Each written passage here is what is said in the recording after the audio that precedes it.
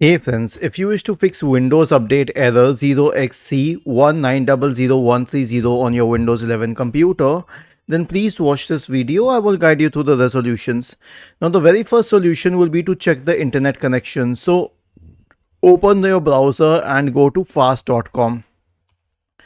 Check the internet connection speed. Is it good enough? If yes, then proceed to the next solution. The next solution is to run the Windows Update Troubleshooter. Right click on the Start button and select Settings from the menu. Go to the System tab, scroll down, select Troubleshoot, click on Other Troubleshooters, and then click on Run corresponding to the Windows Update Troubleshooter. The next and last solution will be to reset Windows Update components. Now we have a script for you. All you need to do is copy the script, search for command prompt in the Windows search bar and click on Run as Administrator.